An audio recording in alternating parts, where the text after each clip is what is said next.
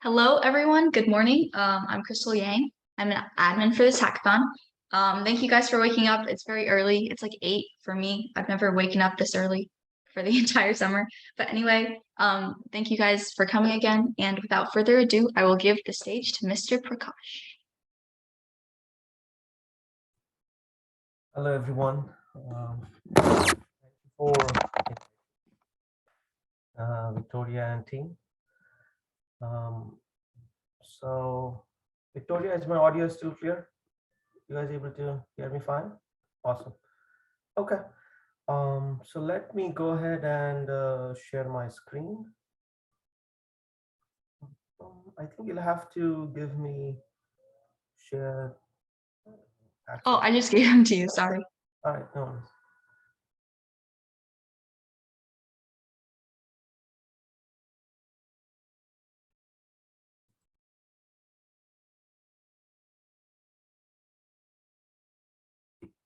Okay. Let me know when you guys are able to see my screen.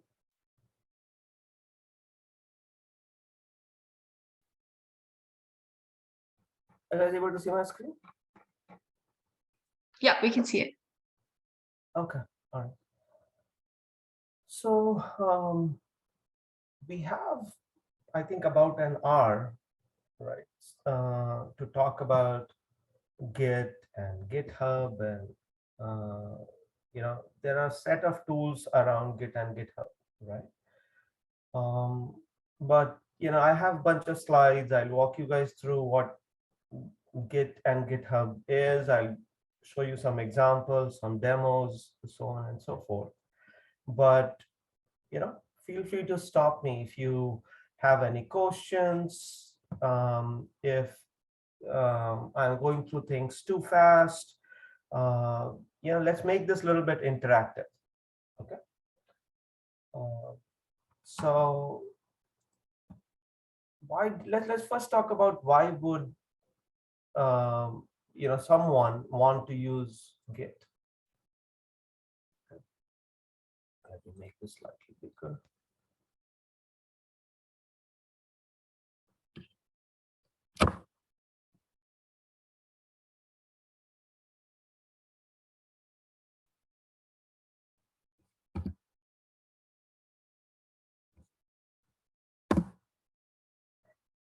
All right, so I'm assuming pretty much on the call is part of some or other software project. Some of you I know are in the robotics team, other maybe in the computer science team. But my assumption is that all of you have written at least some software before, right? It may not be a very complicated project. It may not have been a very enterprise level comprehensive project, but at least some kind of code. Okay. And most of us, even me, when I started working in IT industry, I have been in this industry for about 22 years, right? When I started coding, this is what my folder would look like, right? And in your case, if you are like, let's say, part of some team, you would say, okay, my awesome project V1, awesome project V2. You just keep making copy of your code as it continues to evolve, right? It's very rare that you will start with a certain code structure, okay, and then that same code structure works for you during the entire project. Most of the time you will work on some code structure and then you'll see that, oh, this is not optimum, this is not perfect, let me try to fix it, and you'll do another code structure, and then you continue to evolve. Okay, and this is just one person trying to code. Now think about some of the projects that I have been part of. There were 100, 200 people, like hundreds of people could be working on one single project, right? And now each of them, if happen to build a folder like this, like bunch of folders, and not knowing which is the final folder or which is the final folder and all that, right? It would become a mess. It would be very difficult to ship out a software if you have so many versions of the code all over the place in different people's laptop. So to solve this problem, right, that's why they came up with what is called as a version control tool. But before we talk about that, let's talk about what are different issues that you will run into. You will have multiple copies of the same files, right? And not just on one machine, right? Because you have multiple developers, you will have multiple copies of the same file on different machines, right? And then it will be very difficult to go back and find a particular version, right? Let's say you remember that, okay, this particular feature was working 2 months ago, but since then so many people have made so many changes to the code, and now that feature is not working. It's very difficult for you to go and find out which version broke the build, right? And build is, when you have a piece of code and then you build it so that it becomes usable. So you let's say your code is not usable anymore. You build it and then it's not working.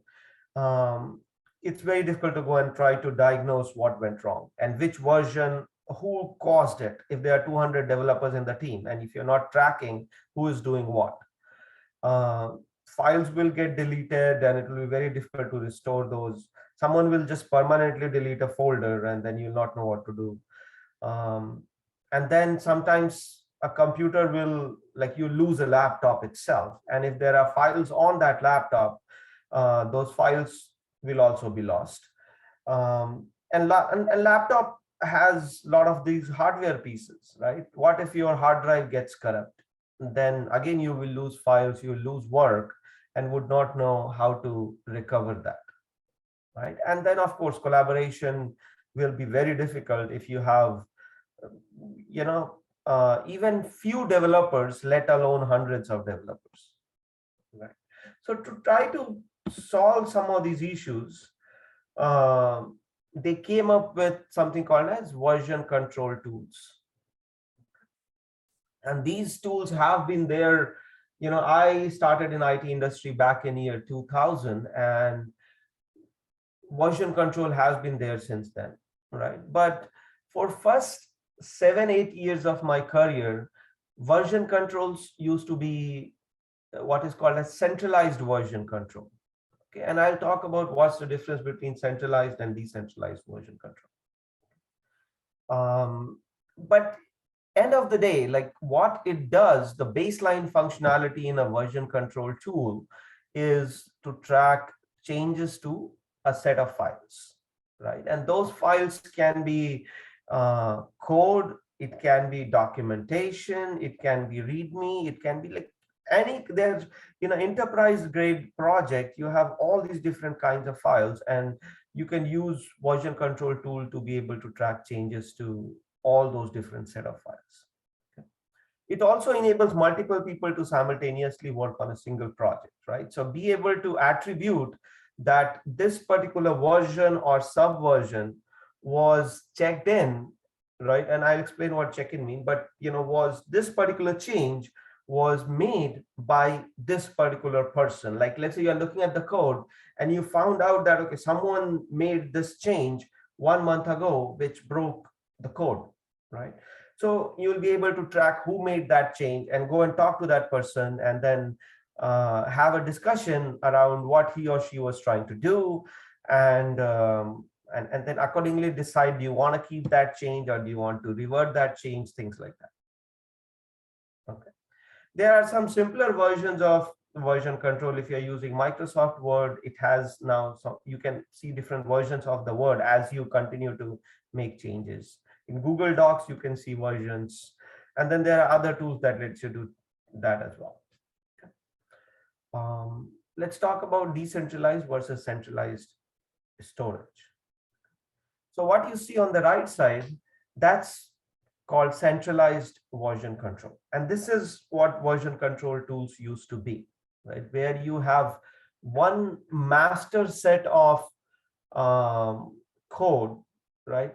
There's always one remote copy, and then there are multiple people who will essentially connect to that remote copy, right? Get a version of that on their machine and then make changes to it. Okay. Think of this as if, um, 8, 10 people, multiple people, they were trying to bake a bread, right? And they were all supposed to help out. So you have two ways of doing it. Okay. You can, all those people can stand around and, let's say, a kitchen island, right? And work. There is this, let's say, all the ingredients you need to make the bread, it's in the center. Okay.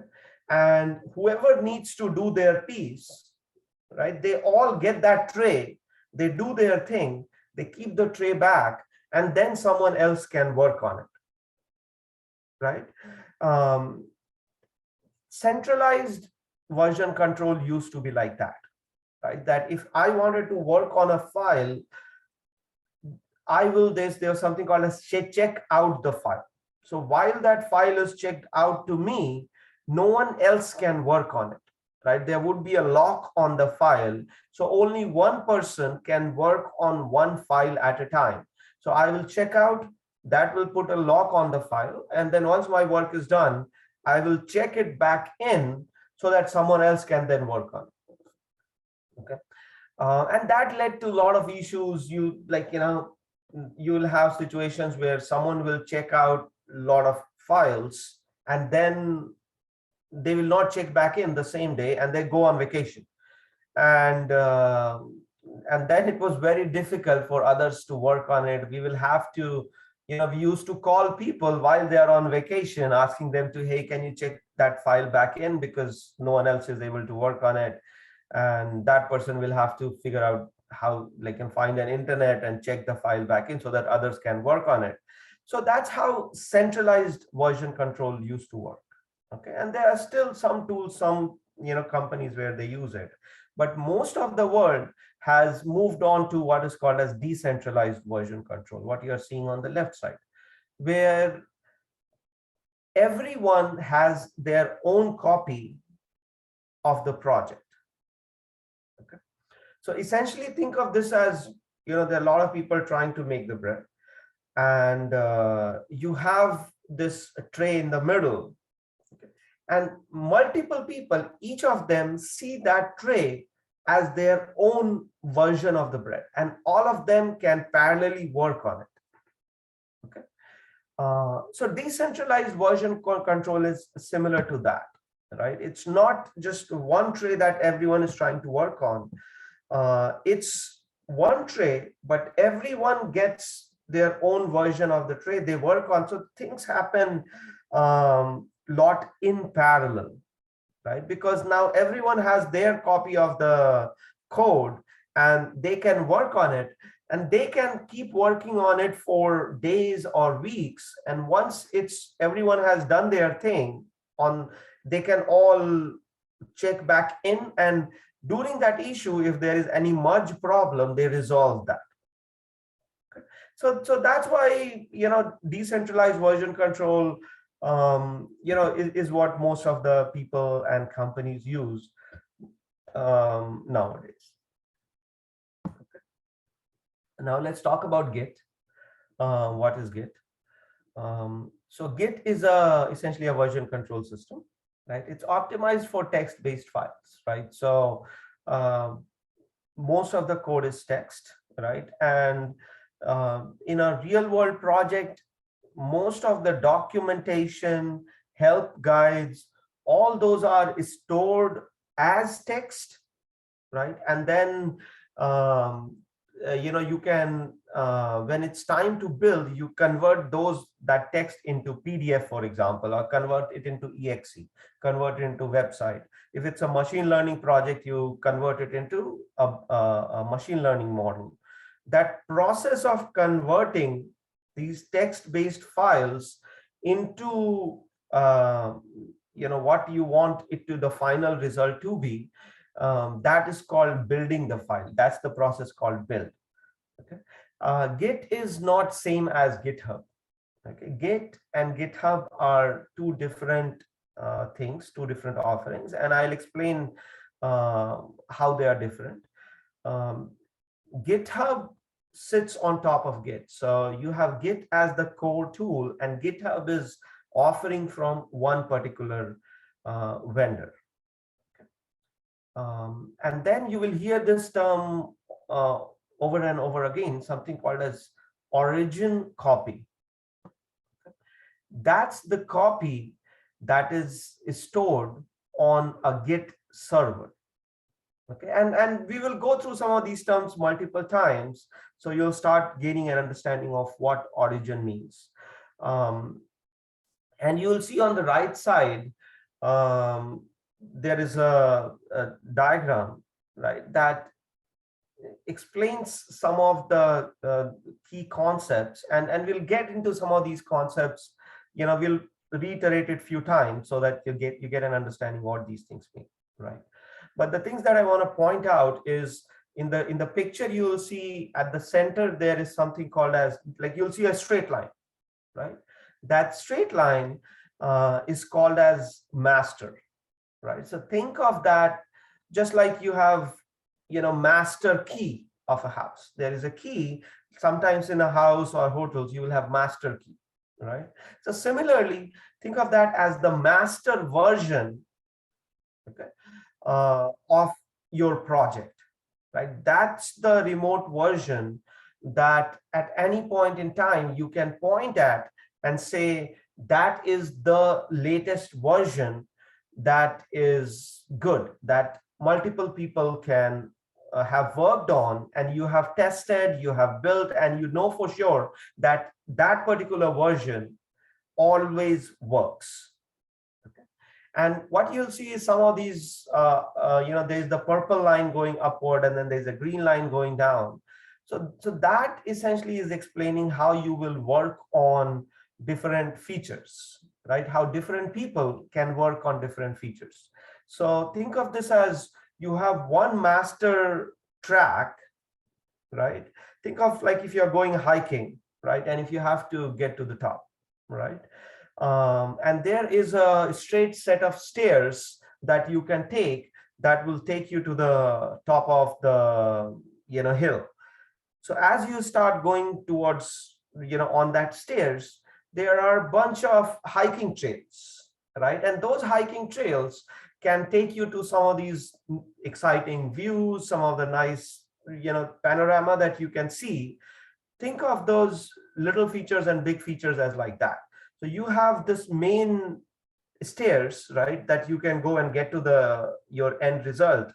But as you start working on different features and you divide your team into multiple modules, or different people are working on different features, you create something called as branches. Okay. So the purple line that you see, that's one branch that gets created. Think of that as the hiking trail that some people go in this trail, but ultimately, right, once they're done with that trail merges back into that main set of stairs, right?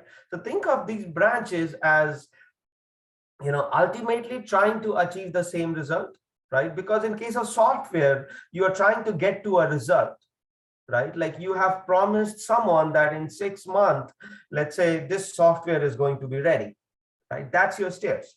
Now, during those 6 months, you will take all these different trails that will, a team of people working on some other feature, someone else working on, let's say, a build script, someone else trying to automate the testing. You will do all those different things in these different branches. And in this picture, you are seeing only 2 branches. In a real life project, you can have like, 20, 30 branches with different teams and modules being worked on by different people.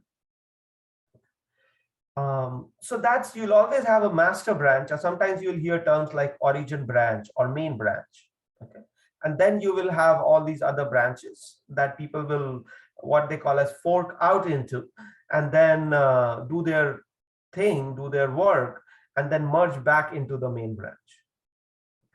And everyone shares their changes by pushing their changes and pulling other changes. So you'll hear these terms over and over again. Um, you push your change and then you pull it back into the master branch, right? So you push it into a branch and then pull it back into the master. And sometimes you'll just check out a version of the code, you will push your change, and then someone, right, typically a project manager or a project lead, will pull it back into the master. So some of these things that I just talked about, I'll repeat it a few times so that you guys, these are some of the key concepts that you need to understand. Okay. Let's talk about what a repo is, repository. So a repository is, typically we'll just call it as repo, is a location where a project lives. It's a central location. Multiple people in the team get a copy of that repo on their machine, right? So there is always a central copy of the repo, and anytime you have to work on it, you create a replica of that on your machine, or you create a branch of that repo. If you are on the main branch, you create a branch and then you create a replica of that branch on your machine, right? So there's always a version that you copy onto your machine and start working on it. What is typically in a repo? You have source code files, you have build files, you have images, essentially whatever your project comprises of, right? Typically, you should not keep your build file, media files, and stuff like that in a repo. But most of the time, people do keep all of those kinds of files also on the repo so that it's all in one place.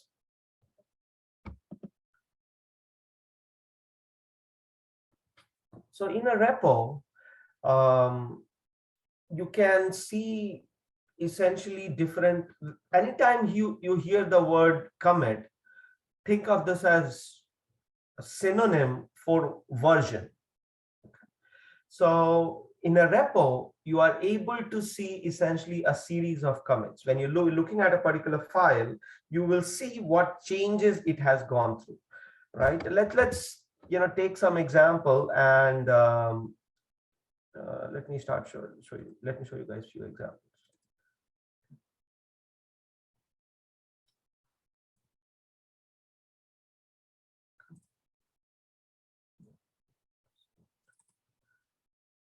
So let me take you to, you guys know that .NET essentially is an open source project, right? The entire .NET, if any of you have done Microsoft based development, right? So entire .NET is open sourced by Microsoft, right? And this is what that repo for .NET Core looks like. And they have multiple repos, so you can see that, and this this particular GitHub login or account essentially is managed by Microsoft. Okay, and you can see that they have all these different repos as part of this account. These are all code bases.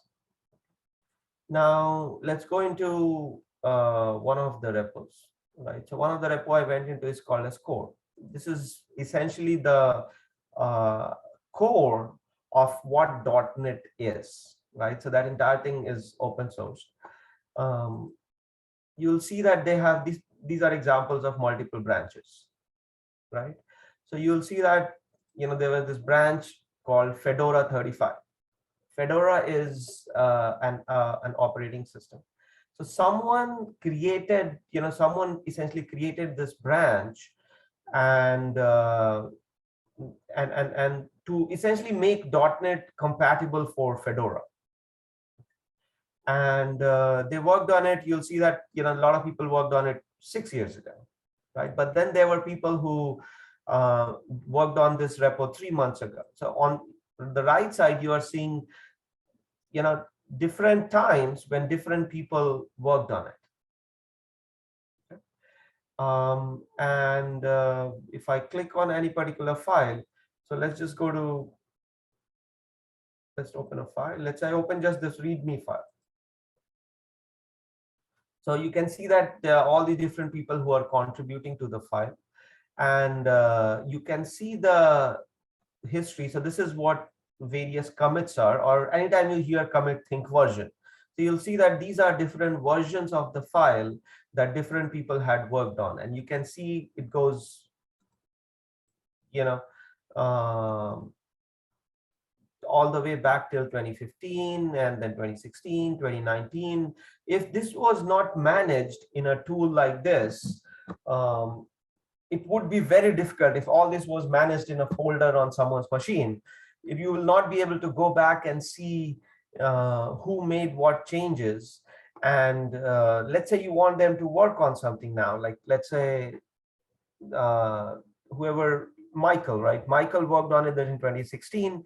He changed the command that you use to compile from .NET compile to .NET build, and that feature is not working now, right? You can always go back to Michael and ask him, hey, you worked on it, can you take a look why it's not working now, right? So a lot of these kinds of things would be very difficult if all the code base was being managed and on someone's machine or someone's laptop. Okay, so I hope you are starting to see the benefit of using version control and something like Git and GitHub.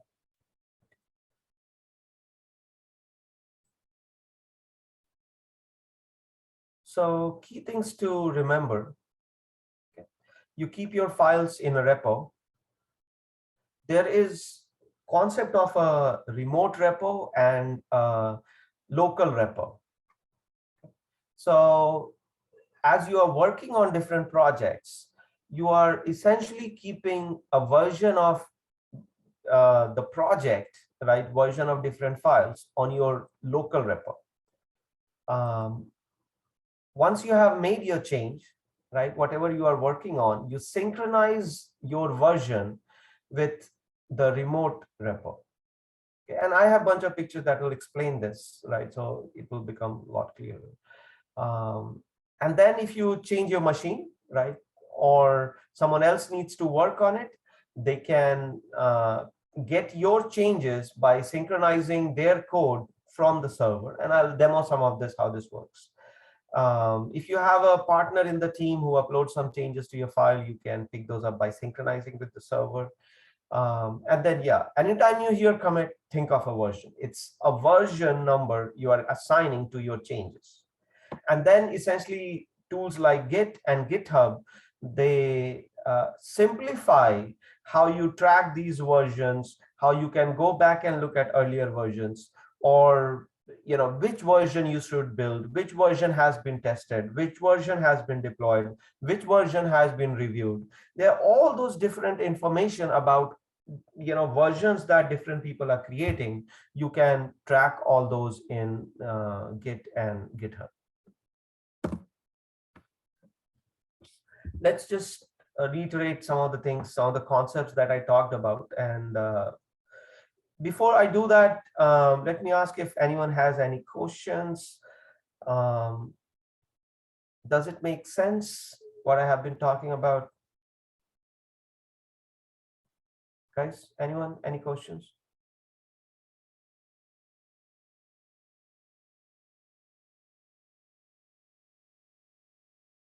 Okay, I will assume no one has any questions. Let's keep going. Okay, so as I said, commit is a version number that you assign to the changes that you have been working on. It records few things. It records name of the author, date and time, and some description on what the change is about. Right?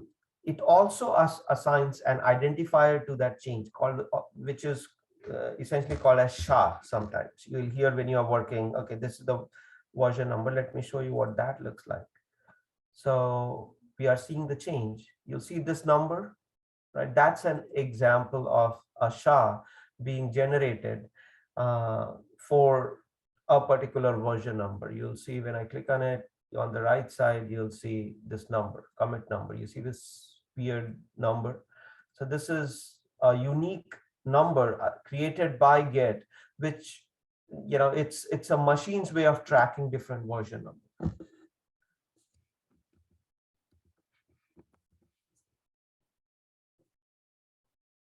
All right, let's start talking about how you would use something like Git in real life.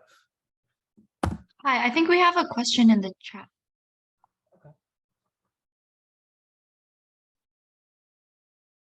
Okay, what's a repo again? So think of repo as, let me go back to that slide.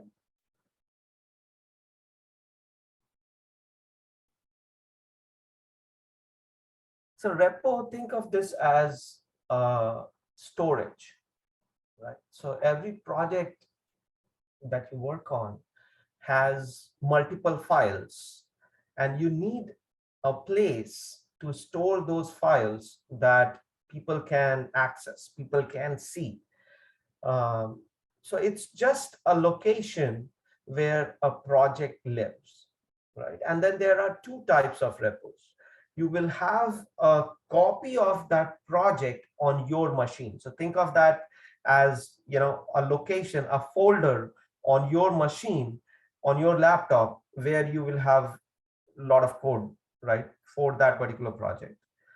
And then, but other people cannot see your laptop, right? They cannot see your local repo. Only you can see it. You can track a replica of the project on your machine and on your local machine. And that's why it's called local repo. And similarly, you will have a replica of the code, a version of the code on a central server that everyone else can see. So that copy of the code is called remote repo. Think of this as, if you have used Outlook, for example, or if you play any kind of video games on your phone, right? Let's say you play some video game where you can play with other people, right? So on your phone, there is a version of the data that gets downloaded, right?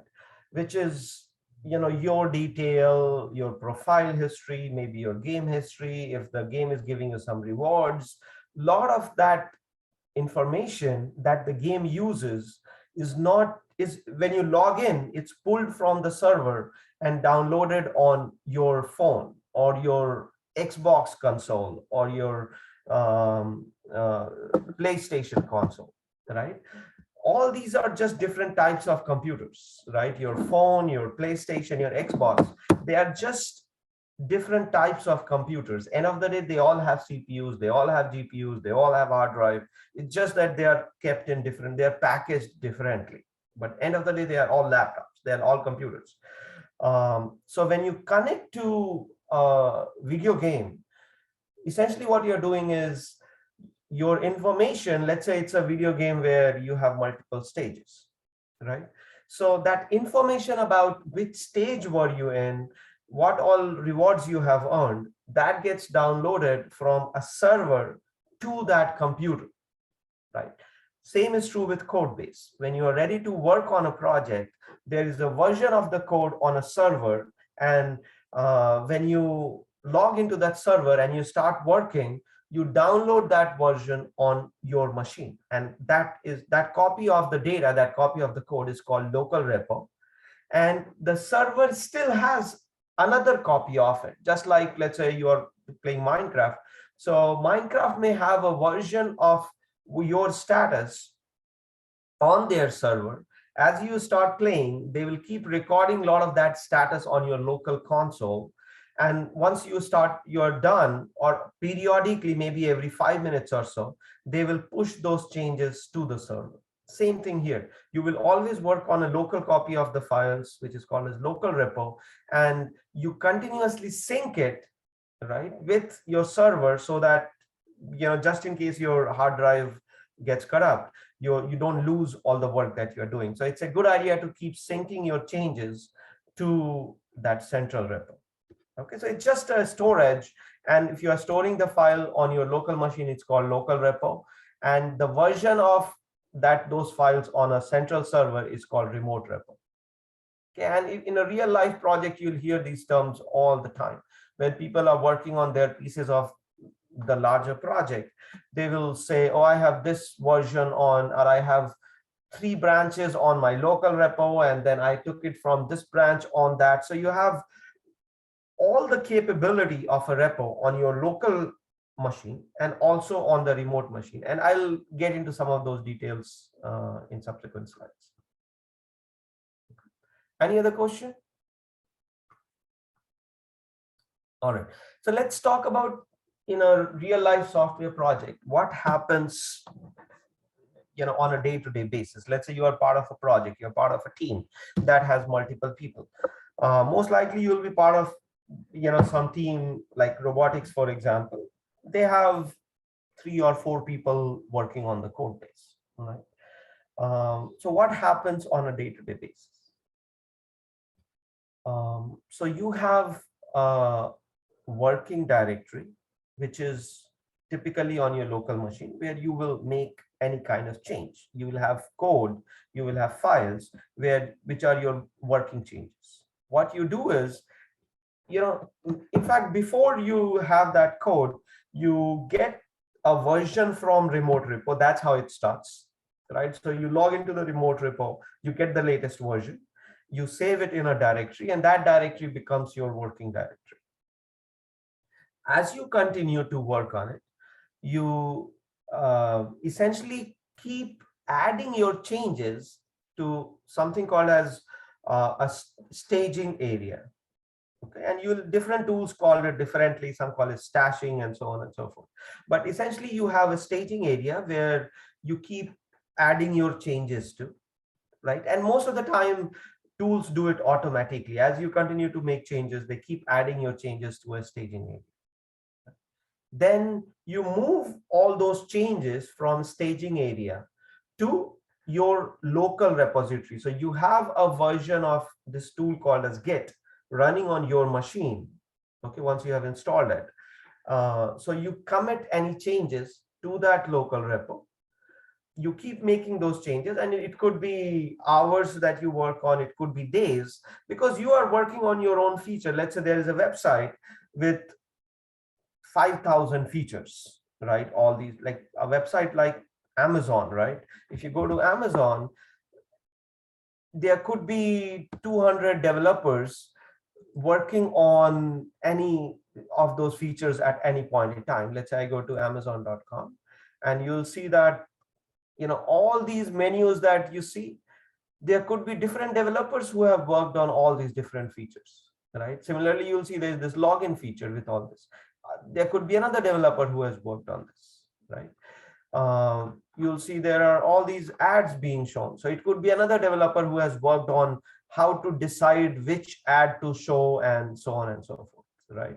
So there are multiple developers who would have worked on all these different features at Amazon.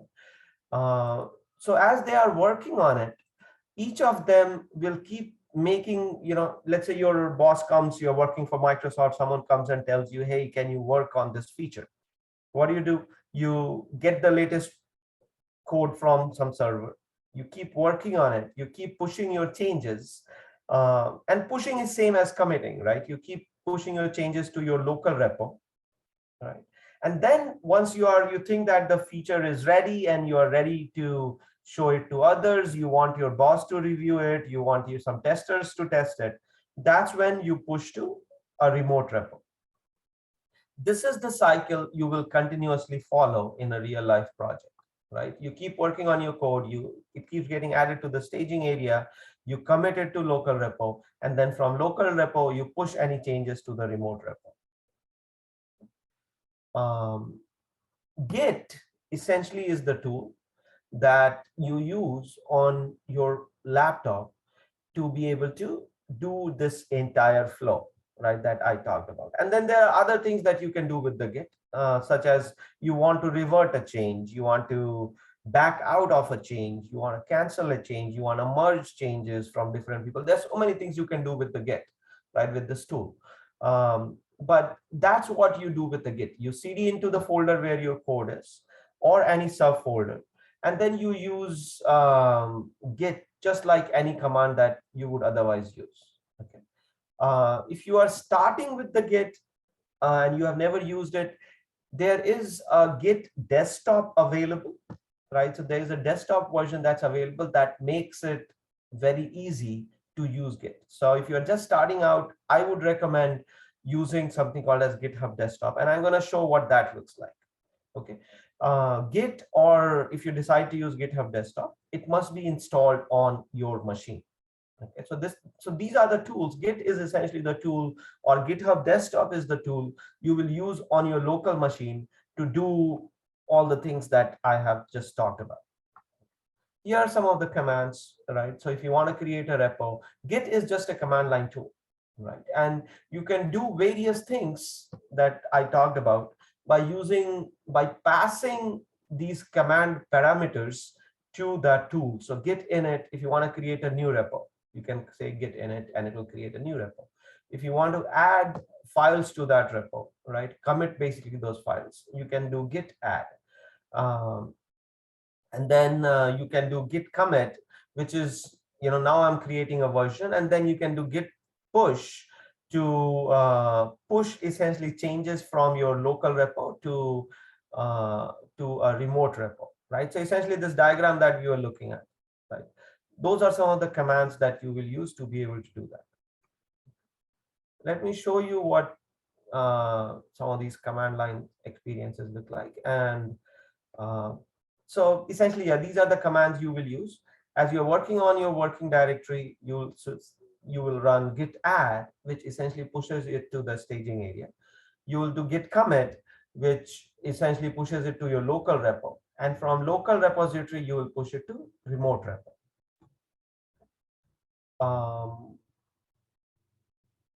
Just to reiterate some of the things we talked about, right? So you have your working code, you do a git add, it gets added to the staging area. From staging area, you commit it to your local repo, and then from the local repo, and then there are these other commands, right? Like git status, git log. I'll be demoing a lot of these things to you, so you don't have to remember this, but just know that there are all these other commands that you can use to get the status of a file. You want to see the history of a file.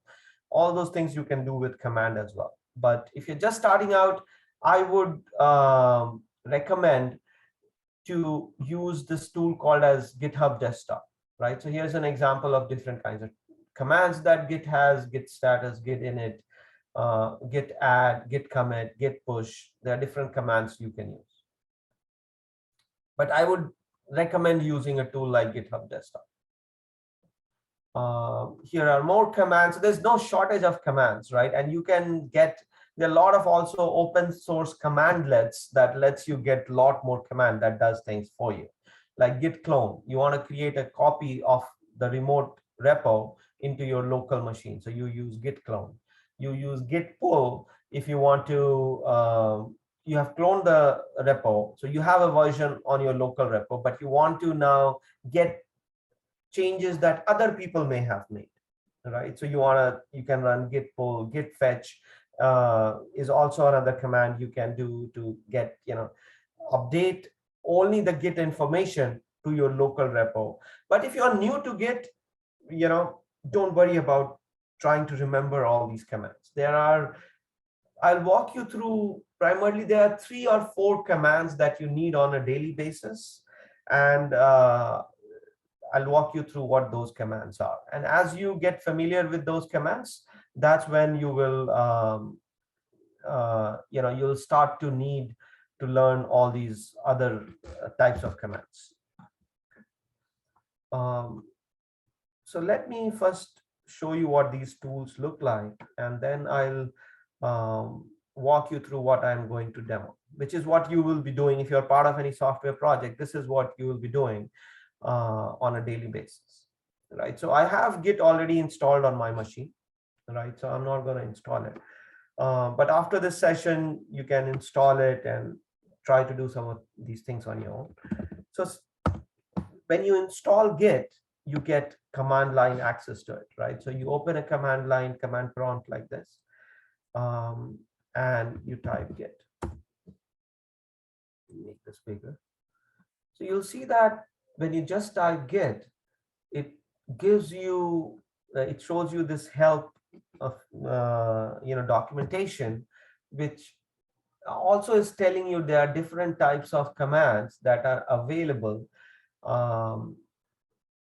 for you to use, and these are only the main commands. There are a lot more commands and commandlets that you can install, and typically people who work on real life projects, they have built up a set of different commands and commandlets that they use in addition to what just comes out of box. Okay.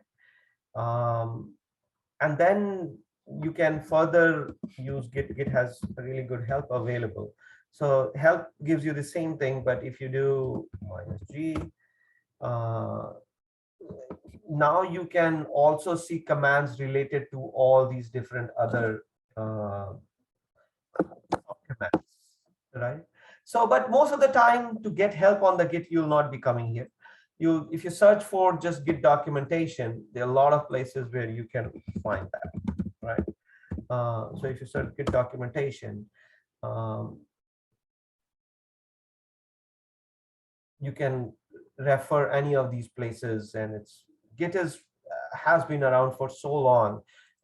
Having a cheat sheet posted on your desktop or wherever you are working is also a good way to remember these commands like git config, being able to, as we are working with branches. So we have not talked about branches. Let's talk about that really quickly. But the point is, you don't need to remember these changes. All these commands are readily available. You can print this page out. There's also the PDF version of these commands available, so you can print these out and just keep it wherever you're working and access these commands as you work on it. Here's a good Git cheat sheet, and depending on what you're trying to do, you can just refer to different commands from here. So typically developers have a printout of this on their machine that they keep accessing. But then once you have worked it for even like few days, you will not need to refer this. And after the session, I'll send these files to Victoria that you can also refer. Any questions, guys? Anything I've talked about till now? Okay. Now let me also quickly show you what Git desktop looks like. So if you're just starting out on Git or trying to understand version control, it's better to use a tool like this, which is essentially a desktop tool from GitHub. So if you search for GitHub desktop,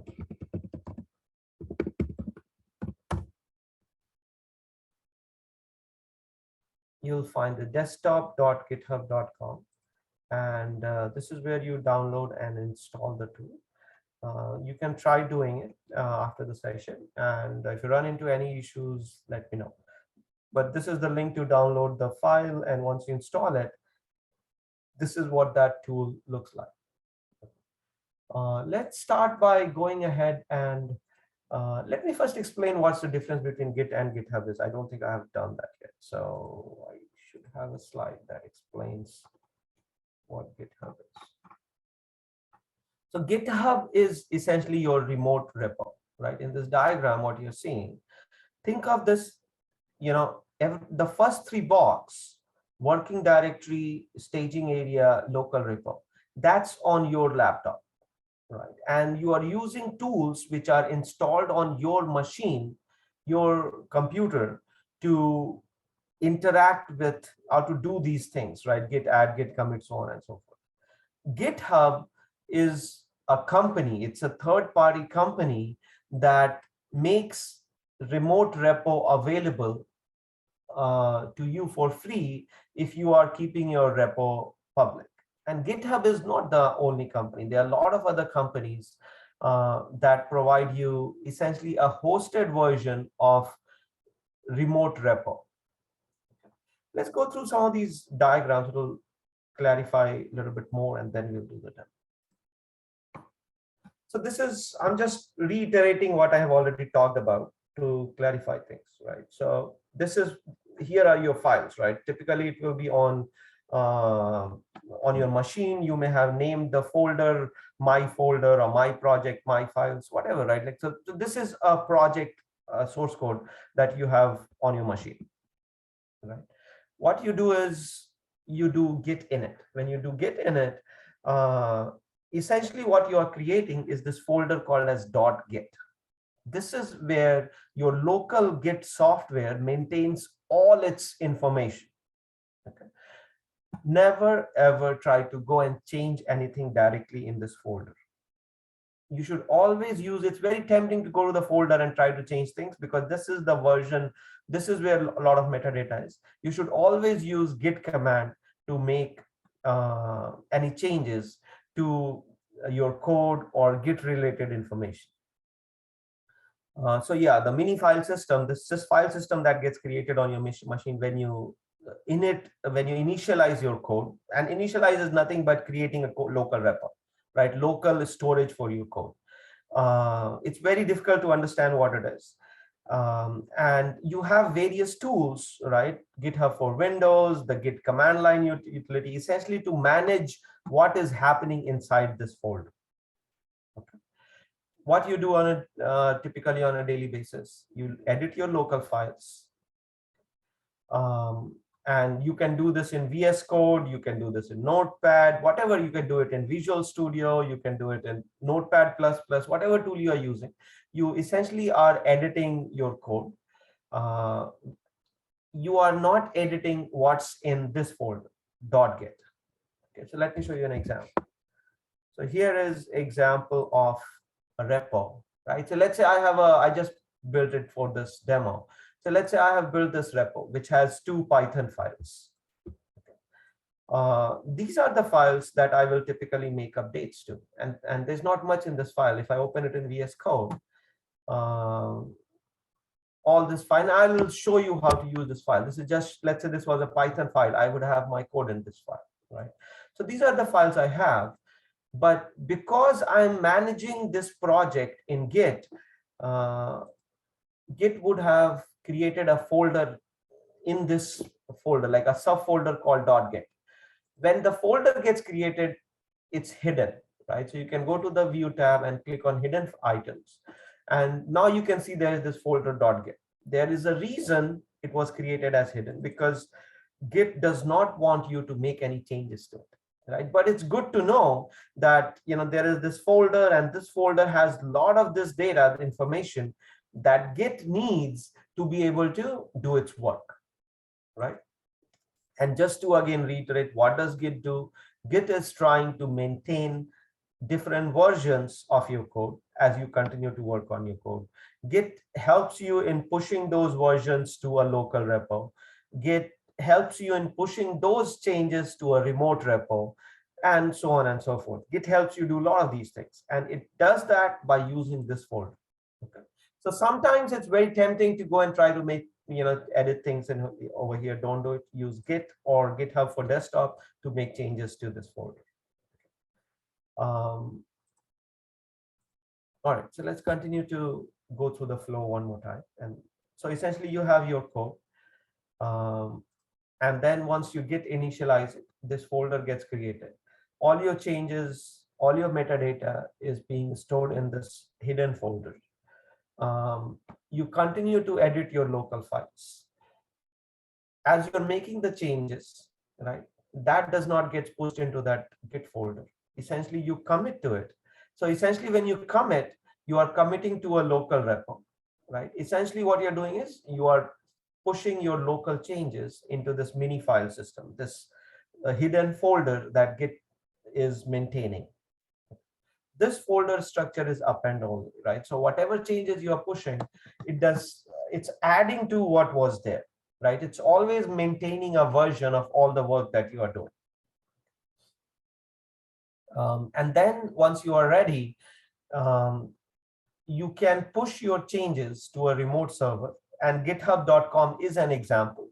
In a lot of companies, they don't use a public service like github.com. They have their own local, like when I say local, behind their firewall, remote Git server, right? That everyone pushes to. So you can either use GitHub or github.com, which is a third-party hosted remote Git server, or you can also, like, for example, just as an example for robotics team, if Victoria and other programmers want, if they don't want to use a public server like GitHub, they can set up their own GitHub server that all the developers push to.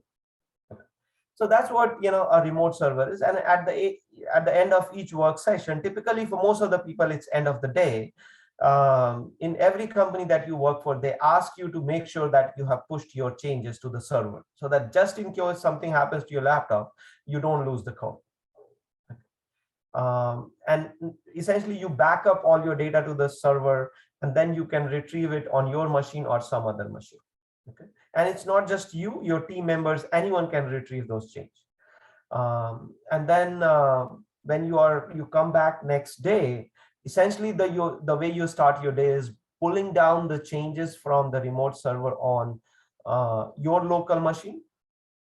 So essentially you do a pull, it takes the data from the server, puts it in your local repo on your local machine.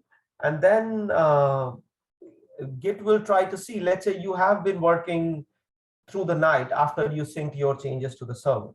So as you start to pull changes from other people, let's say two people have worked on the same file, right? Or on the same feature. So Git in those cases cannot decide, let's say you and your friend, you both worked on the same feature, but your code, you worked on the even same line on the file, right? Git cannot decide for you which change to keep, whether to keep your change or your friend's change. So then in that case, Git will essentially throw an error and ask you to manually merge it, right? The two files, so that your work is not lost, but also your friend's work is not lost. But if Git sees that, okay, there's no conflict, even if, let's say, you have worked on the same file but in different places, or both of you have worked in different files, Git will merge it for you as you try to do the pull. And this is what you do on a daily basis. Essentially, you keep working on your local machine, you keep making changes, you commit those changes to your local repo, and then you end of the day, typically you push those changes to the remote server, and then once you are ready next day, you pull it back on your local server, and then you pull it back on your local machine. This is like when you go to college. Like I downloaded these slides from some college deck, right? And when I went to college in UT Austin, for example, right, some of the courses that I did where professors had set up their own Git server or remote servers, right? And colleges will also give you access to their own private version of GitHub as opposed to public version of GitHub. Irrespective of what Git server has been given to you, whether it's public, whether it's private, you will always, like, this is the flow that you will follow on a daily basis to work with a code base, to be able to contribute to a software project. Okay. Now let's go and try to do something on real code. Okay. So this is, again, just to reiterate, you will get the code from the server. Sometimes you'll hear a word like sync. You make your change, you commit. You make more changes, you commit again. You make more changes, you commit again, and then you sync it back to the server. Sync essentially is it pushes your code, but also then downloads the latest code from the server. And then this is an example of how it works between you and your other team members, right? So you on your local machine will sync from the remote server, keep making your changes, keep committing it, keep making your changes, committing it, you sync it to the server, and then your other team members can sync from that server your changes, and then they can keep doing the same cycle, which is making their changes, committing it, making the changes, committing it, and then sync it to the server. So that way, multiple people, they go through this flow at any point in time. It all keeps getting recorded on the server, and then all of you can essentially sync up your local version of the code from that remote server. Now let me go ahead and show you. And what I'll do is I'll show you within this tool, right, which is desktop for GitHub. Because if you're new to this, I would highly recommend that you install this tool, and this is how you start learning about Git and GitHub. And then after that, once you get familiar with the concepts that I talked about, you get you can start using command lines. So let's start by creating a new repo, right? So let me first, so this is what you're seeing on a machine right now is essentially local version of the Git. And everything that it's showing you here, right, is typically what's on your local machine. This is where you will go through this cycle of making the changes, editing, committing, editing, committing, editing, committing before you sync it to the server. This is the tool that you will use to be able to do that. You can also do it from command prompt. If you're using an editor like VS Code, they have plugins for Git and GitHub. You can use those plugins. So a lot of these features are available, either within the your editor that you are using, or from the command line, or plugins. But if you are starting, I would say start with this tool. It's the simple, clean way of learning about these concepts. Okay. So this is the tool you will use on your local machine. This is what the remote server will look like, right? So this is GitHub. And if I just go to my account, I don't have these many repo because I don't use a public repo, right? I work for a company, and then company has its private repo and all that. So I don't use public repo a whole lot. But this is what, even the private repo has a page like this, which will show you what different projects are and repos are. So you'll see that currently, when I logged into GitHub, there are 4 repos in my GitHub account. You are seeing that listed right here, right? Different repos.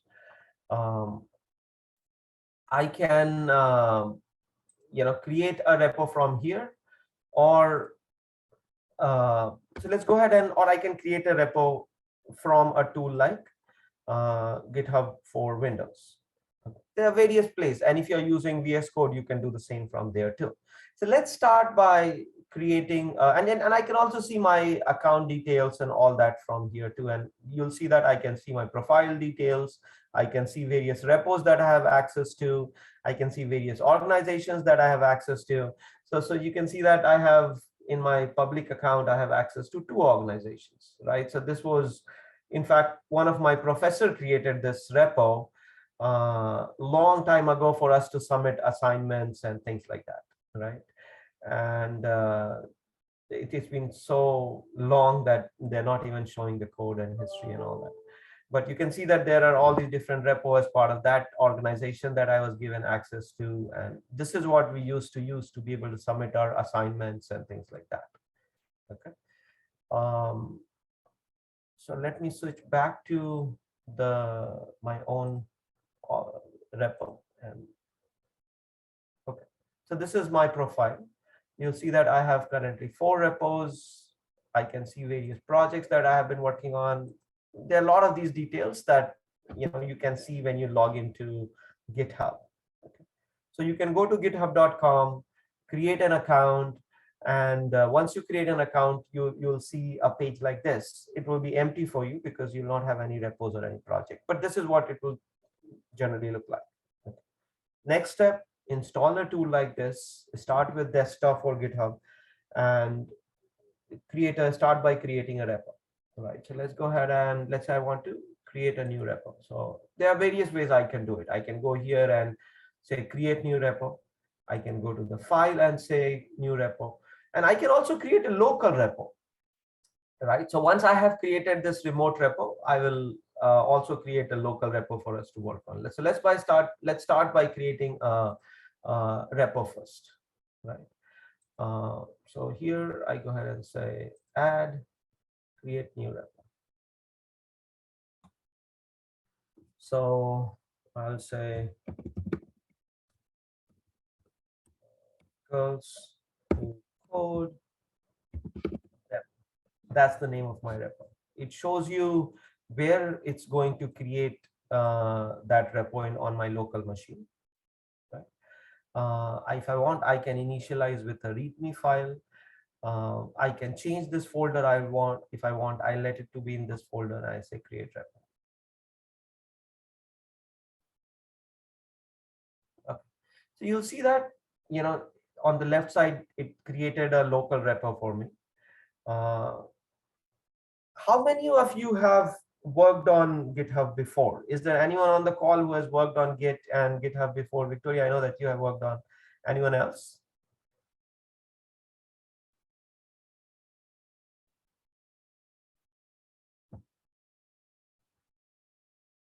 Okay, let's keep going. So if you're not worked on GitHub, right? So right now, what I have done is created a local repo. What this means is,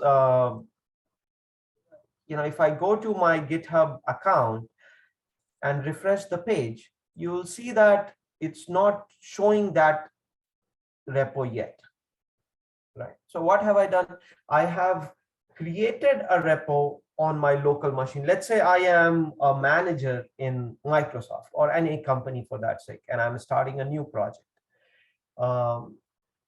So I have been told, okay, I have to go and build this new website for Microsoft. So what will you do? You'll first log into, you'll first need to create a repo so that all your developers who are part of your team can access that repo. So that's what I have done. I have created a repo, but that repo is just on my local machine right now. Okay, and therefore this tool is telling you, right, like you can see that, and that's why this tool is very helpful in learning about these concepts. It's saying publish your repo to GitHub, right? It's explaining to you this repo is currently only available on your local machine. By publishing it on GitHub, you can share it and collaborate with others. So if you are a manager, if you are a team lead in a company, this is what you're trying to do. You have been given a new project, you are creating a new repo, but you have just created on your local machine and your team members cannot see it. So you create it and then you do a publish repo. So I'll go ahead and click this button. You can do this from command prompt too, but this is why I'm suggesting that use a tool like this, because it will build you familiarity with what publish means. When you're publishing, what does it mean, right? So essentially it will tell you that you are publishing it to a remote server. I can decide to keep this private. I can decide to make it public. So let me go ahead and remove this checkbox. So now it's a public repo, which means anyone can access it on the internet. So I go ahead and publish this repo. Awesome. So a repo has been created. Now, if I go to my GitHub page again, which is my remote repo, right? And if I refresh this page, you'll see that this repo got added. And I click on that link, it brings me to this page where you can see various files which are part of this project. So currently there's not much in this project. There is a README file. There is a file created by Git to keep track of details about how you want Git to use this folder. And that's a little bit of advanced concept, so I'll not get into that. Okay, but in reality, there's not much in this folder yet, right? And this is when you invite different people to work on this project, and you do that by going into settings page, and you'll see that there's this tab called as collaborators. I'll not do right now. So, but you can add different people who get an invite to be part of your team. Okay, and then you can also configure all these different features on how you want different people to commit. When someone commits, do you want merge, like GitHub trying to do the merge itself? There are a lot of these settings. So this is what people, if you go to computer science class, you will learn about all these advanced features over a semester, right? There's a lot of things you can do. You can write webhooks, like for example, right? So what will webhooks do? Let's say you have a 10 people team and everyone checks in their code, but as everyone are checking their code, you want to run some tool which tries to build the code that they have checked in and tries to run bunch of test scenarios to make sure that the build is not broken, and you have automated all of those things, right? So those kinds of pre-build, post-build actions you can take by writing webhooks. And then branches is again, like I talked about branches earlier, right? So there's a main branch, and as you start to work on your own features, typically you will create a branch so that you are not affecting what other people are working on, right? So this is also one of the advanced feature that you will use as part of, if you are in a software team. Okay. But as you are doing this, the core features that you use on a daily basis is open up the code, sync the latest version from the server, make changes to the code, keep pushing it, keep committing it, and then end of the day, sync your changes back to the server, right? Okay, so we just created a repo. There's not a whole lot of work done yet. It's a new repo. And what you want to do next is you want to start working on this project. So let's go back to the tool, right? And as I said, this is the tool you use to work with Git on your local machine, right? As an alternative to command line tools. Now, this particular project does not have a whole lot of file. This tool gives you this option to open your repo in an editor like VS Code. You can change all these settings by going into tool-based, like this tool has its own settings, and I'll show you what are some of those settings that you can also access. Where if you don't want to use VS Code, let's say you want to use Notepad++, or you want to use some other editor, you can configure that in these settings options that you have available within this tool, right? So this tool, like desktop for GitHub, really simplifies as you're trying to learn GitHub.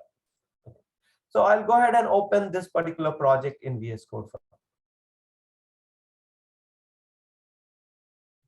So as we know that there's not much in this project yet, I'll go ahead and close the Get Started tab.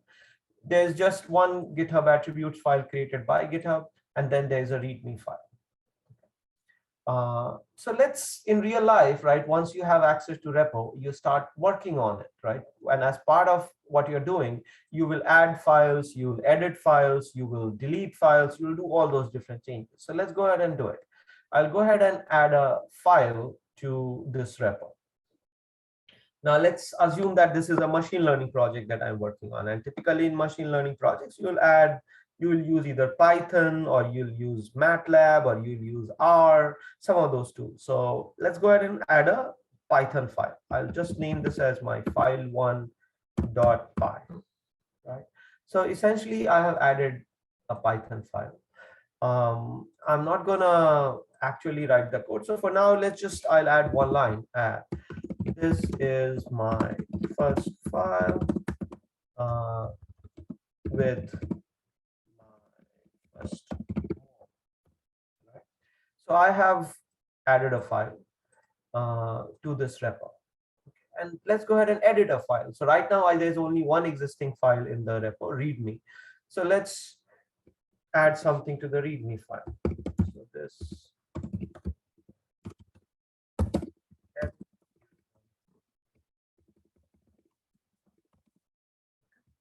is what you do in a software project. You open a repo which will have a folder structure, bunch of files, and you start making changes to that based on whatever it is that you're trying to do. I'll go ahead and save these changes, right? So as I save these changes, and I could be, working on this for hours, right? If you are in a project, you work on this for hours. Once you have made all your changes, you come back to the tool, and now you also see that this tool was able to automatically detect the changes that I was making. Right. Collapse.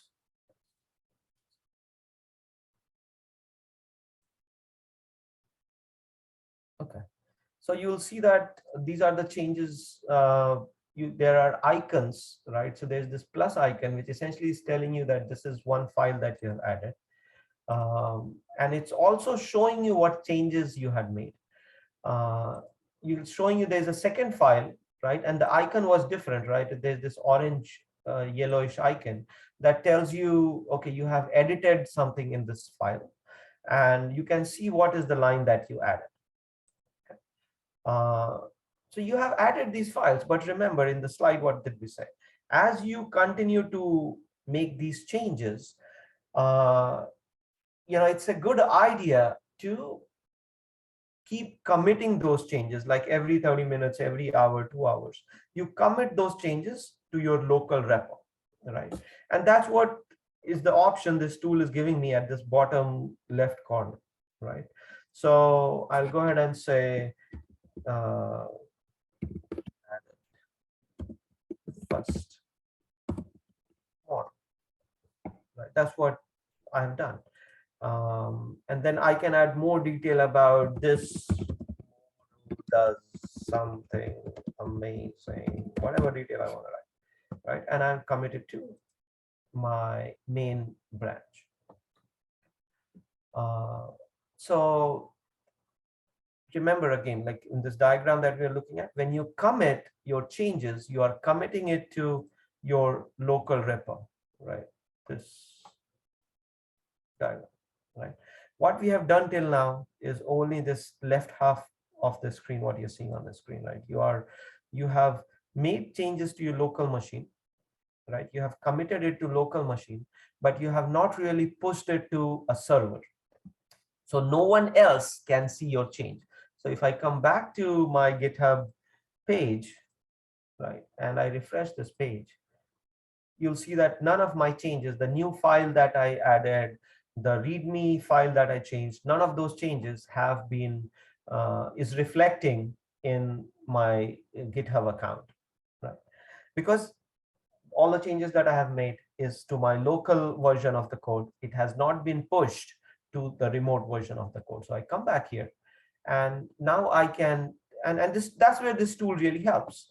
Because if you're new to Git, you will not know what the commands are, what you should be doing next. So here this tool is telling you that you have one local commit waiting to be pushed to GitHub, right? So it's telling you that, hey, you have made changes to your local machine. You have not pushed it to the central server. So if your laptop goes down or you lose your laptop, you will still lose those changes, okay? So I can click this here, push origin. Or there are other places, like there you'll see there is icon here. If I click on that, this will also get pushed to remote origin. I can go here and similarly push. So there are multiple ways to do this, to push these changes. You can be in this history tab, which is showing you what changes you have made on your local repo, right? And then you can essentially, you have committed these changes. You can see what those commits were.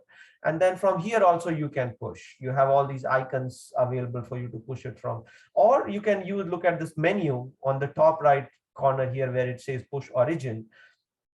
And then it shows you number one, which means there is one change, there's one version, one history version, one commit for that is still to be still to be pushed out to the remote server, right? So there are all these places that essentially prompting you that you got to push this, right? So I'll go ahead and press this button, push origin. I could do it from here, anywhere. So for now, I'll go ahead and click this, push origin.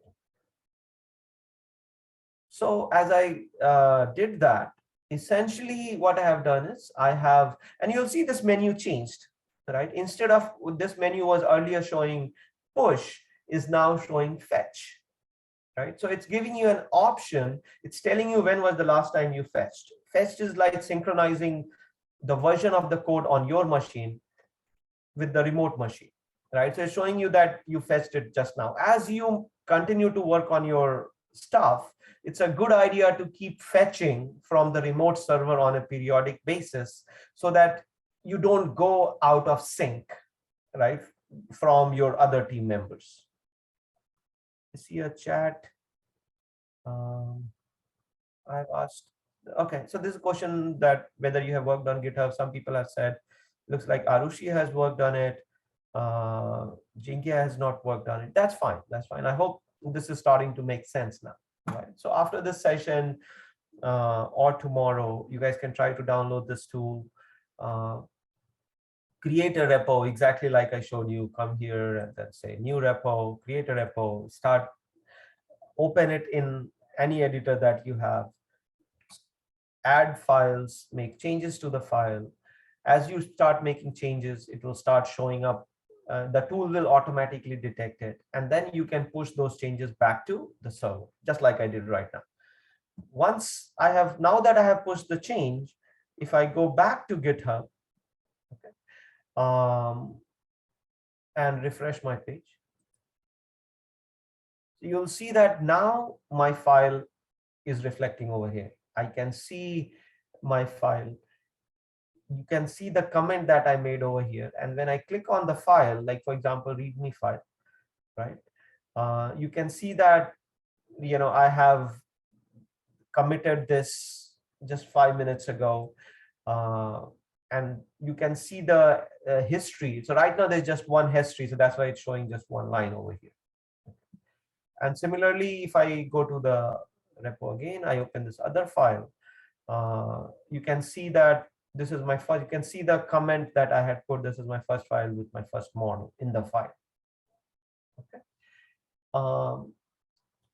Now let's go ahead and make one more change just to do this one more time. So I come to my editor. I have my project open here, and I'll just go ahead and add some more lines to it.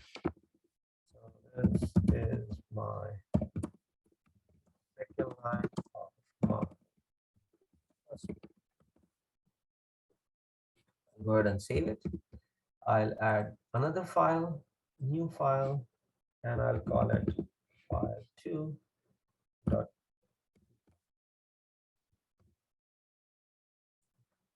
I have a second file, and I'll just add a line to it.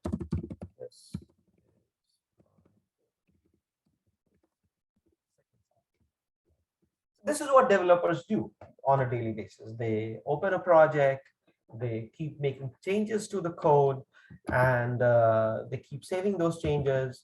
And if you're using a tool like this, as you continue to make those changes, right, that's the beauty of a tool like this. It will detect those changes, and it will keep showing you these options. It will show you that, okay, you have added these two files. It will show you what you have added, what you have edited. Like if I go to my editor, and in my first file, I changed the first line that I had done. So this is my first file with my first model. I'll say this is my first edited file, right? So I'm now changing a code that was done by someone else. I'm changing, instead of adding new stuff, I'm just updating to existing stuff. I'm fixing a bug, for example, right? So I just made that changes, I saved it. And if I come back to this tool, it will show me that this first line, I changed it, I edited it with this line, right? And then I have added this line, and there are these symbols you see on the left side, these icons. As you get familiar with GitHub, you will start understanding what these icons mean, right? What changes you have made, and so on and so forth. In a typical project, a file could be like 200 lines long, right? So to be able to see what changes you have made is very helpful. Okay. And then I have added this new file. The tool was able to detect it. And then let's say I have been working on this for a couple of hours. I want to change it. I want to commit it. So I'll say second model added as my commit.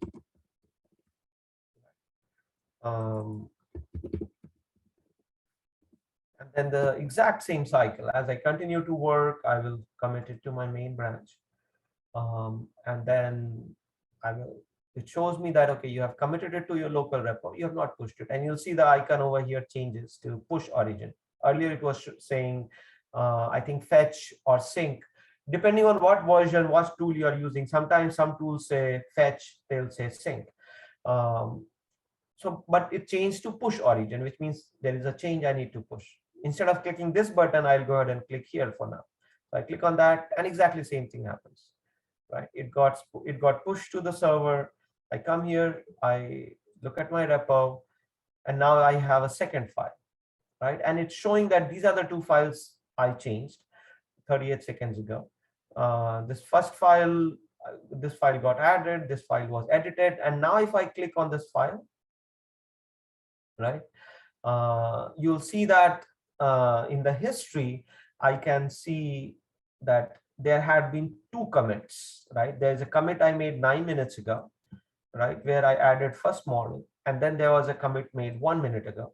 And if I click on any of these, like if I click on this, it will tell me what was in that commit. So there were two files, right? File 1 and readme. And then if I click on any of these files, it will tell me exactly what changes was done.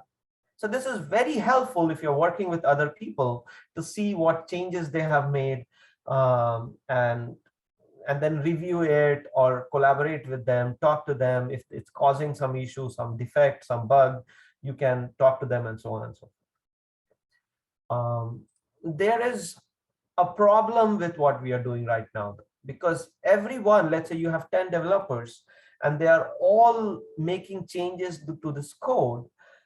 Pretty soon you will have, like, the history page would be like, multi pages long, and it's very difficult to go back and try to figure out who has done what changes and so on and so forth, right? So typically in a project, you don't want people to be changing the main branch.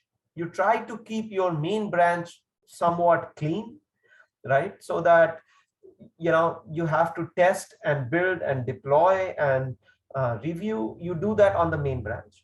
But to every developer, essentially what you do is you create their own branches that they can work on, right? So in this example, let's say this is what my project looks like. It has two files right now, and you just brought a developer on board. Let's say you are the manager, and then you hired few developers and they're going to work on this project now, right? So you hire that developer, and first thing you tell them is, hey, check out the code from repo, but you have to work on this new feature. Create your own branch, right? Or as a manager, you can create a branch for them. Okay. How do you do that? So in GitHub, this is where you see all your branches. There's this drop down when you log in, and right now I have just one main branch for this particular project. When I click on view all branches, it's showing me there's just one branch, right? Now I can add a new branch from GitHub. I can just say new branch. And what this will do is take a copy of whatever is in the main branch right now, okay? And create a replica of it, create a copy of that branch. So let's go back to this picture that I had shown previously. Here, this picture that I had shown, right? So you have the main branch. If I say create branch, essentially it's taking a copy of your current code base and creating a branch that this new developer can work on. And you can control all these permissioning inside GitHub on who can create a new branch, who can merge a branch, who can create a new repo. Like, so you have all these options within GitHub if you are manager of a project, or if you are team lead, tech lead, to be able to do all this, to decide who will do what. So I can create a branch from here. Another option for me is to create a branch from a tool like this, right? So that's why I suggested to use a tool like this, because otherwise you'll have to figure out what the command you need. So there's this drop down, which is also showing me different branches that currently exist in the repo, right? So there's just one branch, main. Okay. Now I can also create a branch from here, right? Instead of doing it in GitHub, right? So let me go ahead and create a branch, right? So it's same UI here. All I need to do is give it a name. So I'll give it a name, let's say feature 1. Right, so I want someone to work on this feature, a new developer. So I'm creating a new branch called feature 1. I click on this button, create branch. Okay.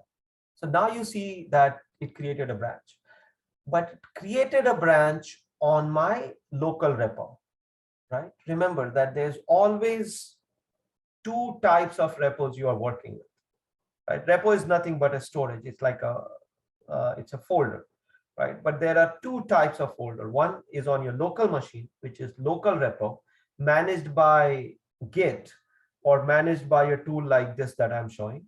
And then there is a remote repo, which is managed by a UI like this, like a third-party company hosting it, and you get a UI like this to manage that repo.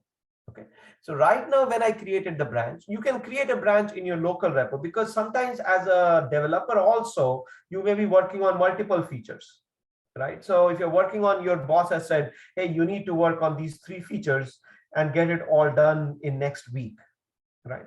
So instead of working all 3 features on the same branch, a lot of developers create these different branches on their local machine, right? On their local repo, and create a branch for feature 1, feature 2, feature 3. That way you can work on all these features independently. You think that feature 1 will take, let's say, 3 days, and feature 2 is going to take 1 week, and feature 3 is going to take 3 months, right? If you are parallelly working on these 3 features in the same branch, and your feature 3 is not done because it's going to take you 3 months to do it, you will not be able to push your changes for feature 1 and 2, even though you have finished your work, because your feature 3 is not complete, right? So that's the reason on your local repo, you may want to have all these multiple branches targeting different features that you are working on. Okay. And then once you have created a local branch, you can also push those branches to the central repo if you want others to see it, right? You don't always want, like, again, going back to the example, if you're working on 3 features, maybe you want to give access to the branch for feature 1 for your teammates to see it. But feature 3, you want to keep working on your local machine, and you're not ready to just share it with everyone else, right? So in that case, you will not publish to the branch, to the main repo. But in this case, given that we have created a branch feature 1, I'll go ahead and publish it to the repo. But before I publish it, let me go to the repo, and I go to my page, and you'll see that in this drop down, it's still not showing the 2 branches, right? It's showing me just 1 branch, main, because I have not published it yet. Okay. So I'll go ahead and publish it from here. I'll, again, benefit of using a tool, you'll see the option here change. It's now saying publish branch. You have a button here saying publish branch. So you will know this tool is tracking what stuff you are doing on the machine and prompting you with the right command, instead of you trying to remember and run it from a command line tool. So I go ahead and click this button.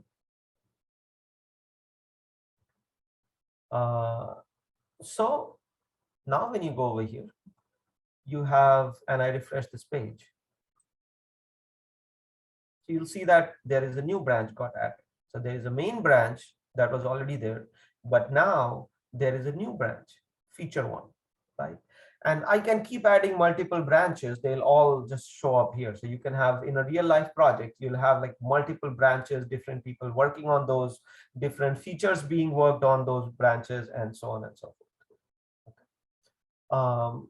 So now that I have added a branch, I come to this drop down, and you'll see that it's showing both my branches. If I click on main, this has these 4 files. If I click on this other branch, which also has exactly the same 4 files, because we have not started working on that second branch, right? So now let's go ahead, that as a developer, I have created this new branch. Let me go ahead and start working on it. So I go to a tool like this. I open it. And to work on this branch, right, I'll go ahead and close out my editor. Same thing, right? I've now created this branch. I'll open this branch in VS Code. Now, let's say to create this new feature, I have to add a new file, right? So I'll go ahead and add a new file. So file 3.py. then I'll add some code to it. So I'll just copy this and add to file. And I'll say this is my third file.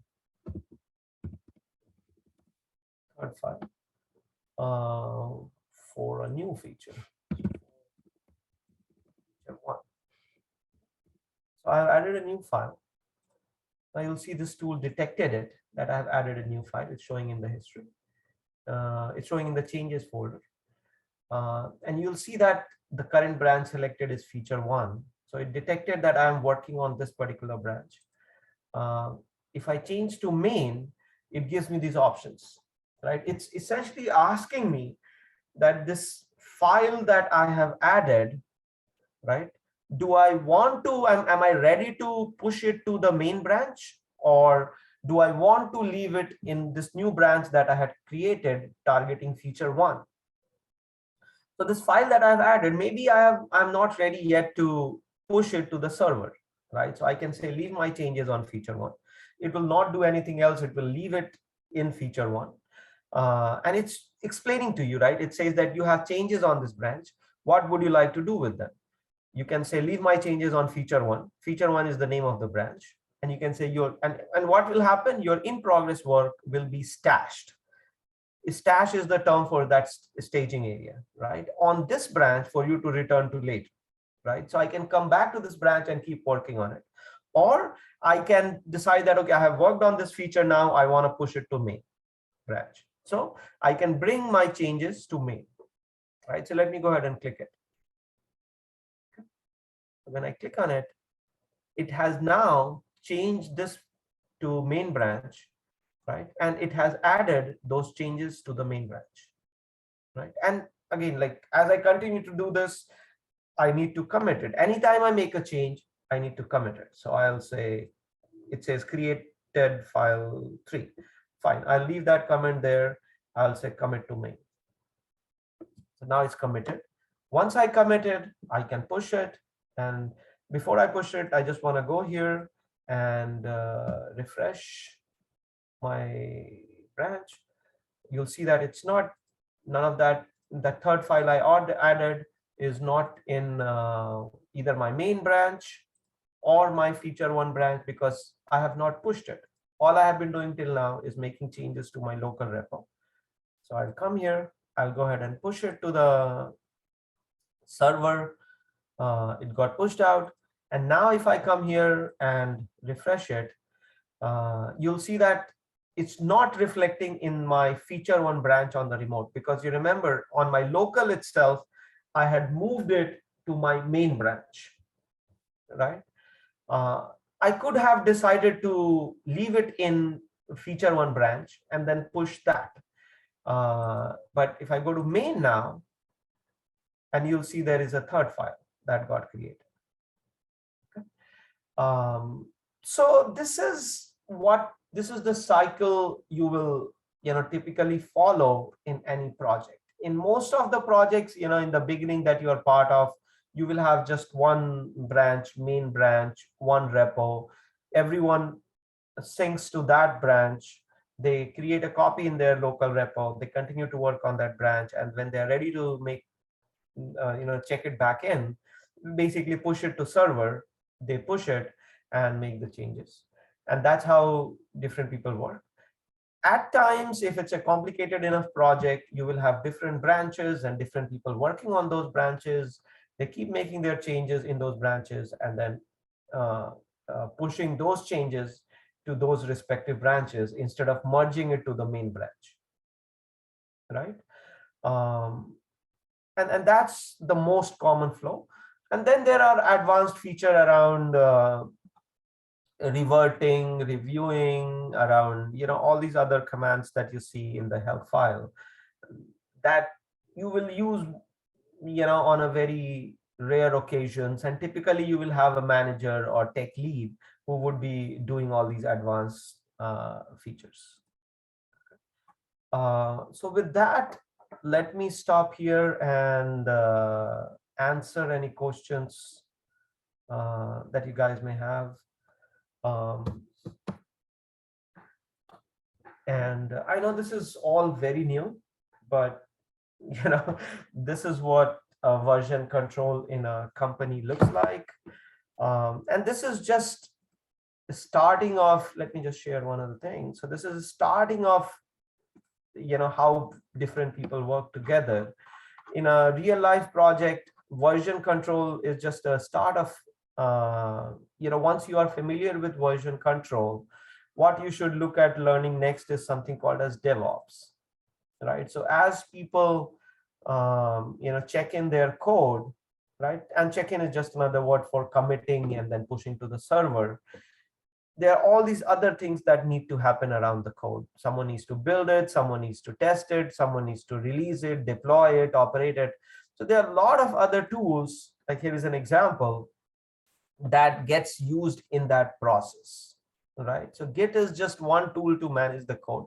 There are other tools where you are tracking everyone's task allocation, and there are tools that are used to build the code and test the code and release the code and all of that. So, once you're familiar with Git, whatever project you are part of, you can maybe think about doing automated build or automated testing, automated release. And there are different tools that integrate with Git to make that happen. So with that, let me go ahead and finish the session. Any questions? Anyone? No, I think we're good. Yeah. Thank you so much. All right. Thank you, guys. All the Bye. best. Have a great day.